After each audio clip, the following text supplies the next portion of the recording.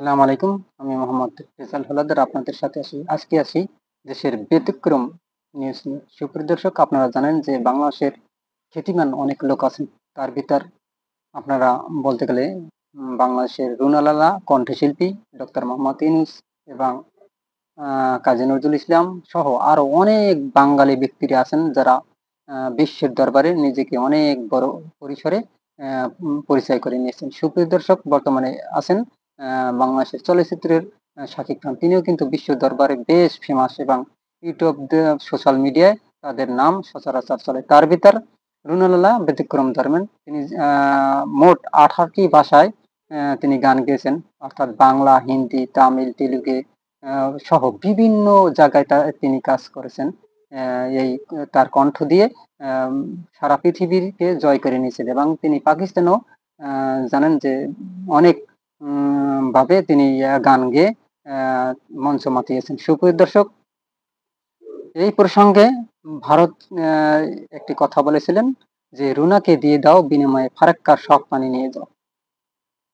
অর্থাৎ উপমহাদেশের সঙ্গীতের উজ্জ্বল নক্ষত্র কিংবদন্তি সঙ্গীত শিল্পী রুনা লায়লা সুরের জাদুতে জয় করেছেন কোটি মানুষের মন। দীর্ঘ 6 দশকের বর্ণাঢ্য কেরিয়ার শ্রোতাদের উপহার দিয়েছেন 10,000-এর বেশি গান। বাংলা, উর্দু, হিন্দি, পাঞ্জাবি, গুজরাটি, আরবি, ফার্সি, নেপালি সহ মোট 18টি ভাষায় কণ্ঠ দিয়েছেন তিনি। বাংলাদেশে এসে সঙ্গীতে পথ চলা তিনি শুরু করেন সঙ্গীত পরিচালক সত্য সাহার হাত ধরে। এর পরের গল্প শুধু জয়ের আর অর্জনের। সে গল্প সবার জানা। দামা দামা মাস্তা, কান্দা কালা কালান্দার থেকে শুরু করে ও কি গাড়িয়াল ভাই সর্বত্র সুরের মুগ্ধতা ছড়িয়ে গেছেন তিনি। পৃথিবীর এমন কোনো বড় শহর নেই যেখানে রুনা লালার তার সুরের দ্বীপ জ্বলেনি। বাংলা, উর্দু, হিন্দি সহ 18টি ভাষায় 10,000-এরও অধিক গান করেছেন তিনি। তার গান শুনে ঘোর সমালোচকও হয়ে গেছেন তার ভক্ত। এমন একটি ঘটনা ভারতে ঘটেছে। তৎকালীন ভারতের ইলা স্টেটে উইকলি অফ ইন্ডিয়ার সম্পাদক খুশবন্ত সিং ছিলেন রুনা লায়লার ঘোর সমালোচনা করতে মুখিয়ে থাকতেন তিনি। এই উদ্দেশ্যে একবার গিয়েছিলেন রুনা লায়লার গান শুনতে। বাবা সরকারি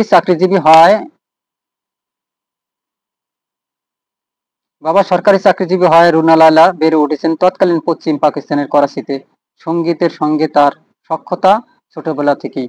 গানের শিক্ষক বড় বোন দিনা লালাকে গান শেখাতে এলে ছোট রুনাও পাশে বসে সারাগাম তুলতেন। তার সেই সারাগাম শুনি তালেবান বড় বোনদের গানের শিক্ষক তার বাবা মাকে পরামর্শ দিয়েছিলেন মেয়েকে গান শোনানোর। এভাবে সঙ্গীতের সঙ্গে পথ চলা তার। সম্পাদক মহাশয় সেদিন রুনা লালার গান ও নাচে এতটাই মুগ্ধ হয়েছেন যে পরদিন তার কাগজ ভরিয়ে দেন রুনা লালার স্বস্তি বাক্যে। তিনি লিখেছিলেন, রুনাকে দিয়ে দাও, বিনিময়ে ফারাক্কার সব পানি নিয়ে যাও।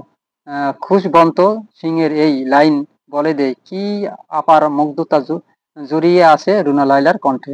আর 17 নভেম্বর এই কিংবদন্তি গায়িকার জন্মদিন উপলক্ষে এই কিংবদন্তির প্রতি রইল শুভকামনা। সুপ্রিয় দর্শক, মাত্র 12 বছর বয়সে পাকিস্তান জুগনু সিনেমায় একটি গানে কণ্ঠ দেওয়ার মাধ্যমে পেশাদার সঙ্গীত শিল্পী হিসাবে তার যাত্রা শুরু করেন তিনি। ওই অল্প বয়সী তার কণ্ঠে সন্তুষ্ট হয়েছিলেন পশ্চিম পাকিস্তানের সঙ্গীত গোরা। ফলস্বরূপ সিনেমার গানে নিয়মিত হন তিনি। অল্প সময়েই পশ্চিম পাকিস্তানের শ্রোতাপ্রিয় গায়িকা পরিণত হন। স্বাধীনতার পর সময় রুনা লায়লা যখন বাংলাদেশে ফিরে আসেন তখন পাকিস্তানের জনপ্রিয়তার তুঙ্গে অবস্থান করেছিলেন তিনি। দেশটির সরকারও তাকে ধরে রাখতে আপ্রাণ চেষ্টা করেছিল, কিন্তু নারীর টান পেয়ে বসেছিলেন তাকে। জনপ্রিয়তা, কেরিয়ার, সম্মান সব তুচ্ছ করে ফিরে আসেন প্রিয় মাতৃভূমিতে। বিচারপতি মোহাম্মদ গোলাম মর্তুজাদের নেতৃত্বাধীন 3 সদস্য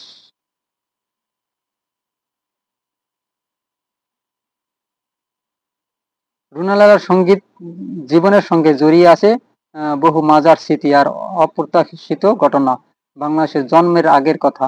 ঢাকার ওয়ার্ল্ড ভয়েস অ্যাসোসিয়েশন একটি সঙ্গীত অনুষ্ঠানের আয়োজন করেছে। সবকিছু ঠিক ছিল, বিপত্তি বাঁধল অনুষ্ঠান শুরুর আগে খবর এলো কণ্ঠশিল্পী অসুস্থ, আসতে পারবে না।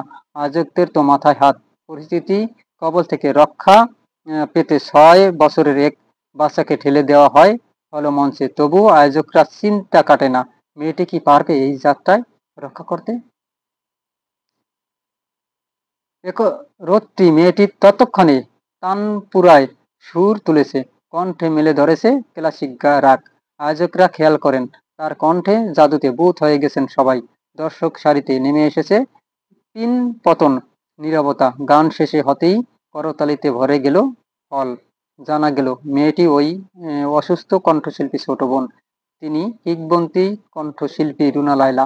স্রষ্টা যাকে দিয়েছেন কণ্ঠ দিয়ে একটি নয়, দুটি নয়, তিনটি ভূখণ্ড শাসন করার ক্ষমতা।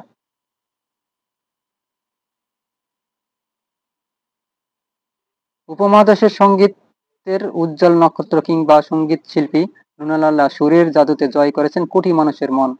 দীর্ঘ 6 দশকের বর্ণাঢ্য কেরিয়ার শ্রোতাদের উপহার দিয়েছেন 10,000-এর বেশি গান। বাংলা, উর্দু, হিন্দি, পাঞ্জাবি, গুজরাটি, আরবি, ফরাসি, নেপালি সহ মোট 18টি ভাষায় কণ্ঠ দিয়েছেন তিনি। বাংলাদেশে এসে সঙ্গীতের পথ চলাটা তিনি শুরু করেন সঙ্গীত পরিচালক সত্য সাহার হাত ধরে। এরপর গল্প শুধু জয়ের আর অর্জনের। সে গল্প সবার জানা। দামা দামা মাস্ত, কালান্দার থেকে শুরু করে ও কি গাড়িয়াল ভাই, সর্বত্র সুরের মুগ্ধতা ছড়িয়ে গেছেন তিনি। পৃথিবীর এমন কোনো বড় শহর নেই যেখানে রুনা লায়লা তার সুরের দীপ জ্বালেনি। বাংলা, উর্দু, হিন্দি সহ 18টি ভাষায় 10,000-এরও বেশি অধিক গান করেছেন তিনি। তার গান শুনে গোর্খা সম্রাটরাও হয়ে গেছেন তার ভক্ত। সুপ্রিয় দর্শক, এমন একটি ঘটনা ঘটেছিল ভারতে। তৎকালীন ভারতের ইলাস্ট্রেটেড উইকলি অফ ইন্ডিয়ার সম্পাদক খুব খুশবন্ত সিং ছিলেন রুনা লায়লার ঘোর সমালোচক।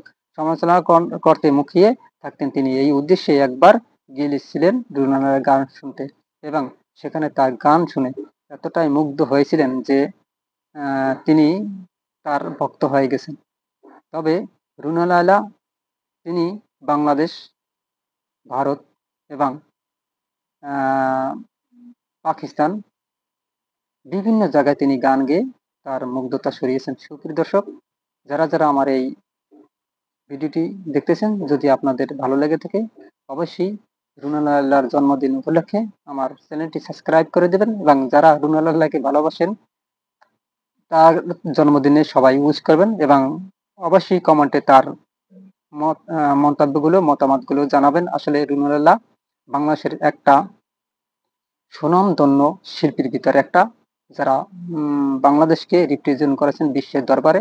এবং আপনারা জানেন শুধু রুনা লায়লা না, বাংলাদেশের অনেক লোক আছে আমরা আমাদের জানা অজানা অনেক লোক, যেমন ডক্টর মোহাম্মদ ইউনূস আছেন, তিনিও কিন্তু বাংলাদেশকে রিপ্রেজেন্ট করতেছেন বিশ্ব দরবারে। এবং বর্তমানে আছে বাংলাদেশের শাকিব খান, তিনিও কিন্তু বিশ্ব দরবারে বাংলাদেশকে রিপ্রেজেন্ট করতেছেন। সুপ্রিয় দর্শক, আপনারা কি মনে করেন?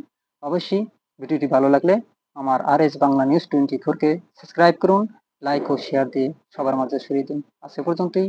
আসসালামু আলাইকুম রহমতুল্লাহি ওয়া বারাকাতুহু।